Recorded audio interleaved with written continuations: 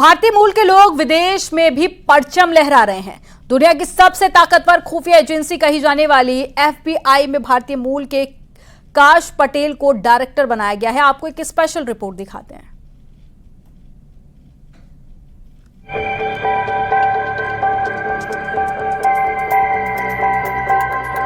America में भारतवंशी अपनी अलग छाप छोड़ते आए हैं।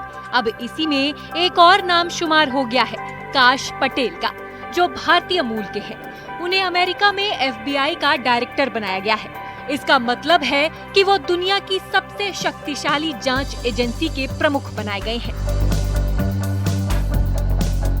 अमेरिकी अटॉर्नी जनरल ने वॉशिंगटन डीसी में व्हाइट हाउस परिसर में उन्हें शपथ दिलाई। उन्होंने भगवत गीता पर हाथ रखकर शपथ ली। शपथ के दौरान उनके साथ उनकी प्रेमिका खड़ी थी और उनके परिवार के सदस्य कुर्सियों पर बैठे थे। एफबीआई का नेतृत्व करने वाले काश पटेल 9वें डायरेक्टर बनाए गए हैं। उन्हें राष्ट्रपति डोनाल्ड ट्रंप का बेहद करीबी बताया जाता है। खुद ट्रंप ने काश पटेल की तारीफ की है। काश पटेल की नियुक्ति के लिए अमेरिकी सीनेट ने 51-49 के मतों से मंजूरी दी है। एफबीआई का मतलब होता है फेडरल ब्यूरो ऑफ इन्वेस्टिगेशन। ये अमेरिका के न्याय विभाग के अधीन काम करती है। इसे दुनिया की सबसे शक्तिशाली जांच एजेंसियों में गिना जाता है। इसके पास खुफिया और कानून प्रवर्तन दोनों की जिम्मेदारी है। काश पटेल का परिवार गुजरात के आणंद जिले का रहने वाला है। भदरन गांव में उनका पुश्तैनी मकान है। उनकी इस उपलब्धि से गांव समेत पूरा इलाका गौरवान्वित हुआ है। उसके परिवार के लोग यहाँ बसा करते थे और उसका लड़का काश पटेल नाम कश्यप पटेल हाल में यूएसए में ट्रंप सरकार में बहुत बड़े ओहदे पर नियुक्त हुए एफबीआई में। तो उसके लिए हम बहुत गौरव की बात है। उसका परदादा 1970 में अफ्रीका थे, वहां से अमेरिका गए और अमेरिका में वसवाट करते हुए आज उसका काश पटेल का ट्रंप सरकार ने एफबीआई डायरेक्टर की पद से चुना गया है।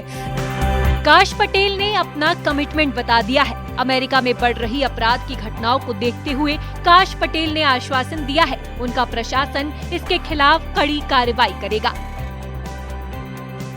Bureau report, news 18।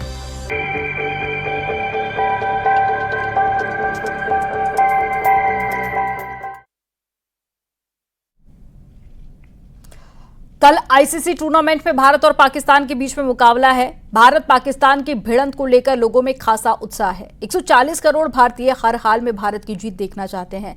भारत की पाकिस्तान पर जीत के लिए उन्नाव में धार्मिक अनुष्ठान और पूजा पाठ का दौर जारी है।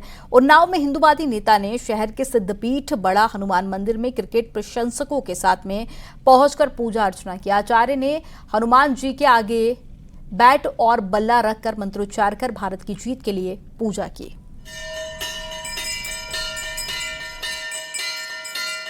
और जिस तरह से हम सब आज से ही उत्साहित हैं और हमेशा से जिस तरह जब पाकिस्तान और भारत का मैच होता है तो हम सब उम्मीद करते हैं कि भारत ही जीत कर आएगा। और आज भी ये उम्मीद के साथ प्रभु श्री राम और बाबा बजरंगबली के सामने हम सब ने पूजा अर्चना की है, उनसे कामना की है, प्रभु से अर्चना की है कि भारतीय टीम विजय पताका लहराए। और जिस तरह से हम सबको पूर्ण भरोसा प्रभु श्री राम पर है, उसी तरह भारतीय टीम पर भी है। और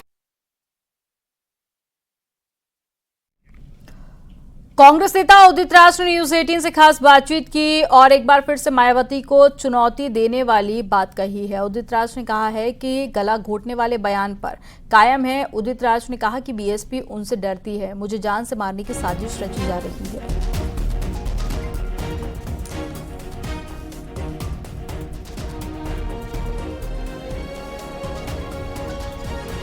सच्चाई उजागर कर देगा, मुझसे वो डरते हैं। सच्चाई उजागर कर। आप कह रहे हैं कि बीएसपी के लोग आपसे डरते हैं? बीएसपी डरती है मुझसे। हमारे पहले भी मुझे पकड़वा करके पिटवाया था, डेमोन्स्ट्रेशन कर रहा था मैं यहाँ पर। जब 2009 या 10 की बात है, यहाँ पर लखनऊ में, तो मुझे लखनऊ छोड़ना पड़ा और मुझे पुलिस लाइन में रखा, रात में पिटवाया, मिनिस्टर को भेज कर पिटवाया। मतलब उनको डर है, बीएसपी मायावती जी को डर है कि उदित राज कहीं बड़ा नेता ना बन जाए, दलितों के बड़े नेता के तौर पर। बड़ा नेता बनूं या ना बनूं, सच्चाई मैं कह दे रहा हूँ। सच्चाई कहता तो सच्चाई कहेंगे तो लोग छोड़ देंगे, अब वो इसी मरणासन पर है, कौन सा जिंदा रहने वाले।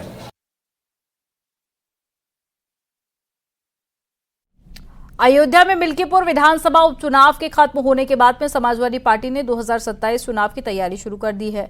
रुदौली विधानसभा क्षेत्र में प्रदेश कार्यकारिणी सदस्य चौधरी शहरयार ने पीडीए पंचायत की और लोकसभा चुनाव में पीडीए फॉर्मूले पर ही समाजवादी पार्टी 2027 के विधानसभा चुनाव की तैयारी कर रही है।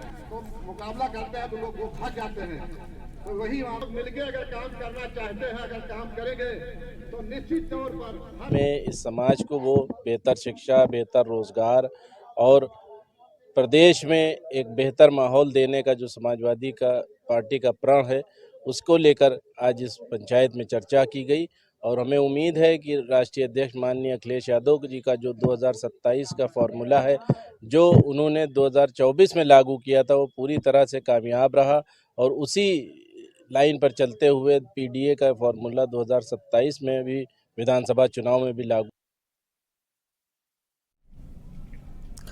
मथुरा जिलाधिकारी चंद्र प्रकाश सिंह ने जिला संयुक्त चिकित्सालय वृंदावन का औचक निरीक्षण किया। मथुरा जिलाधिकारी खुद मरीज बनकर काउंटर पर पहुंचे, जिसके बाद में अस्पताल में हड़कंप मच गया। वहीं अस्पताल में खाने की गुणवत्ता सही न मिलने पर डीएम ने नाराजगी जाहिर की। जिम्मेदार लोगों को चेतावनी देते हुए डीएम ने खाने की क्वालिटी में सुधार नहीं हुआ पर कंपनी को ब्लैकलिस्ट करने के साथ ही एफआईआर दर्ज करने की भी बात कही।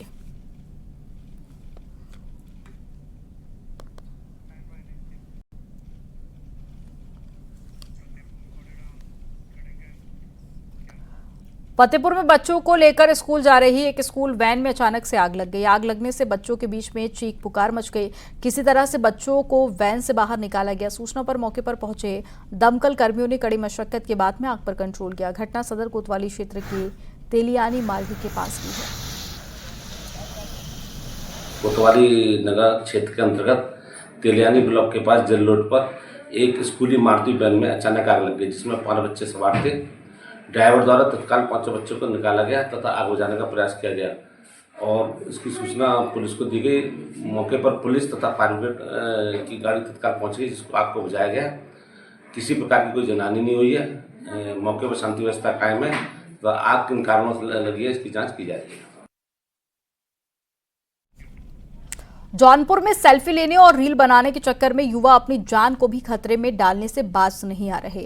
यूपी के जौनपुर में बक्सा थाना क्षेत्र के गढ़ा सैनी गांव स्थित सई नदी में सेल्फी लेने और रील बनाने के चक्कर में 2 युवक की नदी में डूबने से मौत हो गई है। घटना के बाद में इलाके में हड़कंप मच गया। सूचना पर पहुंची पुलिस ने दोनों शव को पोस्टमार्टम के लिए भेजा है।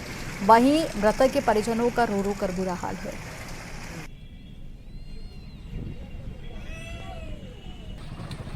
यहाँ पे क्रिकेट खेल के हम 3 जने गए थे। हम 3 जन दोस्त कहीं भी जाते हैं साथ में जाते हैं जी। हाँ, तो हम लोग वहाँ पे गए। जिस साइड से गए ना, उस साइड से एक बुढ़वा था, मना कर रहा था कि मत नहाओ यहाँ पे। अच्छा। तो अभी और साहिल दोनों गाली देने लगे उसको। अच्छा। फिर वहाँ से हम लोग चले आए। तो अभी जिद करा कि उस साइड चलते हैं। उस साइड से नहाए, वो दोनों नहाते नहाते दोनों आगे चले गए और फिर वहाँ पे भौरा टाइप में कुछ था, वहीं पे दोनों गिरे। हम लोग मजाक लगा, हम भी वहीं पे गए। हम 3 बार में ऊपर आ गए और वो तीनों बार भी नीचे चले गए। वो सब वहाँ पे 2 बुढ़वे थे, देख रहे थे खड़े खड़े। हम बोले, लेकिन उसके बाद वो सब बुलाए, वहाँ पे जितने लोग थे सबको बुलाए। फिर वहाँ पे अभी साहिल का फ़ोन था, साहिल के फ़ोन से अमन को फ़ोन किया मैंने और फिर एम्बुलेंस को। और यहाँ पर वक्त हो गया एक छोटे से ब्रेक का। आप देखते रहिए न्यूज़ 18।